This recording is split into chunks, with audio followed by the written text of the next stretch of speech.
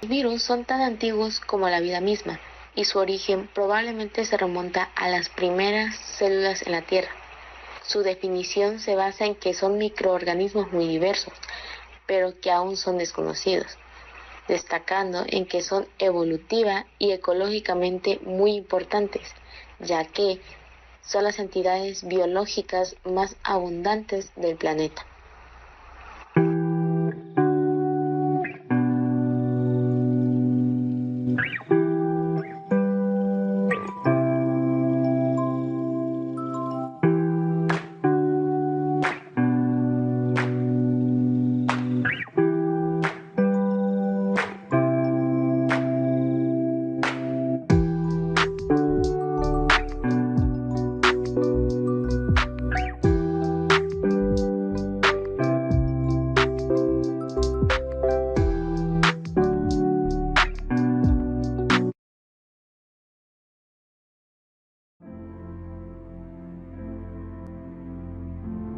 Las primeras descripciones clínicas de la enfermedad se registraron en escritos médicos de China a partir del año 1122 a.C. y las pruebas de la primera víctima mortal proceden de Egipto a través de los restos momificados del faraón Ramsés V, que murió a los 40 años en 1157 a.C. Se suponía que el virus había sido eliminado de la República Dominicana del Congo, pero la viruela del mono se volvió a identificar en 1970, donde un niño de 9 años en una aldea remota había desarrollado una terrible erupción que cubría su cuerpo. Las lesiones tenían similitud a una enfermedad que se suponía eliminada. En 1958, cuando se produjeron 2 brotes en colonias de monos destinados a la investigación, pero este era el primer caso detectado en un humano. Los científicos temían que aquel caso en un niño no vacunado hubiera escapado de su radar. Las pruebas realizadas posteriormente revelaron que el pequeño padecía viruela del mono, un pariente cercano de la viruela que forma parte de la familia del ortopoxvirus. El pánico de quienes atendieron al niño en Congo es comprensible, ya que históricamente la viruela había sido devastadora.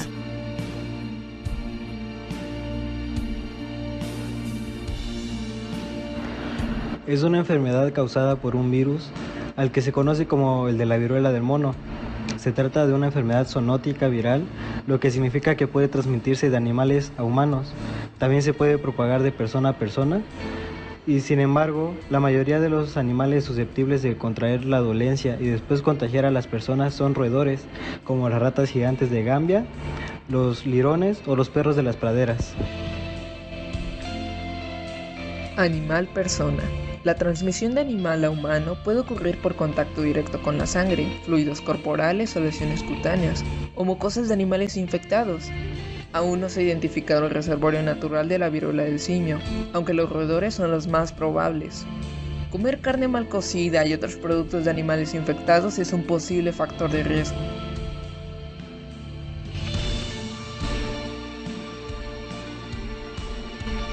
Persona a persona. La transmisión de persona a persona es a través de gotitas de partículas respiratorias que generalmente requieren un contacto cara a cara prolongado, por contacto con lesiones en la piel de personas infectadas o fómites recientemente contaminados.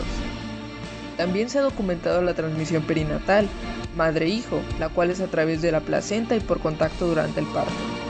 Actualmente se están realizando estudios para valorar el riesgo de transmisión por vía sexual.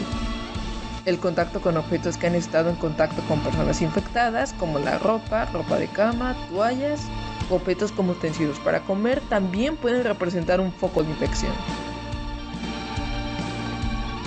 Los síntomas generalmente incluyen fiebre, dolor de cabeza intenso, dolores musculares, dolor de espalda, poca energía, ganglios linfáticos inflamados y hasta erupciones o lesiones en la piel. Las erupciones generalmente se presentan en el primer o tercer día del comienzo de la fiebre, las cuales pueden ser planas o ligeramente elevadas, llenas de líquido transparente o amarillentas, para después formar costras, secarse y caerse. Estas tienden a presentarse en la cara, las palmas de las manos y las plantas de los pies, aunque también se pueden encontrar en la boca, los genitales y los ojos.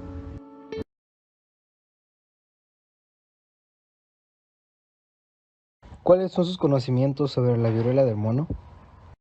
La viruela del mono es un virus que pertenece a la familia Poxviridae. y es un ortopoxvirus. Estos virus tienen como característica que tienen material genético de DNA de doble cadena. Todos los virus o pueden tener RNA de material genético o tienen DNA de material genético. Este virus tiene DNA como material genético. Este virus es un virus envuelto, aunque se llama viruela del mono, no es el mono el huésped principal, su huésped principal son los roedores. Sin embargo, se llama viruela del mono porque el primer organismo en donde se identificó fue en un mono, aunque, como te digo, se traspasa más, o sea, se transmite a través de roedores. Esta enfermedad en general no salía de África, durante 50 años se mantuvo en el continente africano y alguno que otro caso llegó a salir de África, pero todos eran visitantes que por alguna razón habían estado en África. En esta ocasión el virus llamó mucho la atención debido a que salió de África y se empezó a diseminar por diferentes países del mundo. En general tiene un tiempo de incubación de 5 a 21 días, más o menos la enfermedad dura unas 2 a 4 semanas. En el caso importante, lo primero que ocurre es que empieza a haber fiebre, dolor de cabeza, malestar general y dolor en las articulaciones, que esto es muy común en casi todos los virus. Casi todos los virus empiezan de esa manera. Sin embargo, después de un tiempo empieza a haber inflamación de los ganglios linfáticos, principalmente de la garganta, de las axilas, de las ingles, y posteriormente empiezan a presentarse las erupciones en la piel, que primero parece ser como una manchita, luego se vuelve una roncha, luego esta roncha se llena de pus y luego se hacen costras. La infección se mantiene y uno puede transmitir la enfermedad hasta que las costras se caen y hay piel nueva abajo, hasta entonces la persona puede decirse que ya deja de contagiar, ¿sí? Entonces, mientras tenga alguna erupción en la piel o presente síntomas, puede contagiarlo. Las principales formas de contagiarse es a través de contacto directo persona a persona. ¿Qué particularidad tiene la Human Monkeypox versión de los demás virus? Ok, si hablamos de la viruela anterior, la antigua, pues podríamos decir que es una viruela que produce una enfermedad menos grave y menos contagiosa, y si lo comparamos con otros tipos de virus, produce una infección aguda. Las infecciones agudas son de corto tiempo, quiere decir que se tardan entre 2 y 4 semanas. ¿Consideraría que la pandemia de COVID-19 ha restado importancia en los casos de la viruela del mono? Yo creo que sí ha restado importancia, pero las medidas de prevención que se han llevado con COVID-19 yo creo que han ayudado a controlar el contagio de las enfermedades, no solo la del mono, no, creo que de muchas enfermedades tuvieron una baja en contagios por las medidas presentadas por COVID. O sea, se dieron importancia, pero ayudaron a la prevención de muchas enfermedades. ¿Por qué cree que otras enfermedades víricas han podido ser mejor controladas que los últimos virus? Es que depende. Por ejemplo, entre los virus últimos que han surgido está la influenza H1N1. Se controló bastante rápido, había bastante experiencia en hacer vacunas para influenza y realmente en México, que fue donde se inició, creo que fueron un par de semanas que se suspendieron actividades y que la gente tuvo que usar cubreboca. O sea, realmente fue un manejo rápido. Por ejemplo, otras enfermedades, te puedo decir, Zika, cuando surgió llamaron la atención del mundo, pero en ese caso era transmitido por mosquitos, que se vuelve un poco más difícil. Hasta la fecha no hay vacuna, no hay tratamiento, y entonces aquí lo que pasó es que mucha de la población se infectó y ya. Se infectaron, y una vez que se infectaron, pues ya no se pueden volver a infectar. Entonces, pasa con muchas infecciones virales, no con todas, pero con algunas. Si te enfermas una vez, si te da paperas una vez, no te vuelve a dar paperas. Si te da sarampión una vez, te da sarampión y ya no te vuelve a dar sarampión. O sea, te enfermas, generas anticuerpos y ya no te vuelves a enfermar. Ahora, otras enfermedades, por ejemplo, que hasta la fecha no se han podido controlar en cuanto a su contagio, por ejemplo, es HIV. El virus del SIDA, durante mucho tiempo causó la muerte de las personas. Ahorita lo que se hace es que se dan antivirales, que lo que hacen es que reducen el número de copias, pero la gente no se cura, no se les quita el virus. Las personas tienen menor número de copias del virus y eso hace que transmitan el virus con menos eficiencia, pero el virus sigue estando. Entonces depende de muchas características del propio virus, del mecanismo de transmisión, de la facilidad con que se pueden hacer vacunas. Por ejemplo, tuvimos mucha suerte que, por ejemplo, para el caso de SARS-CoV-2, tuviéramos una vacuna que fuera relativamente eficiente en tan poco poco tiempo. Hay virus, por ejemplo, como el virus de la hepatitis C, como el Zika, como herpes, de los cuales no hay vacuna y pues, ni método de controlar, ¿no? ¿Cuál o cuáles son las estructuras de las que carecen los virus para llevar a cabo su multiplicación y cómo funcionan? Utilizan la maquinaria celular. Normalmente los virus tienen pocas herramientas para multiplicarse, pero toman las herramientas de la misma célula para poderse replicar, ¿verdad?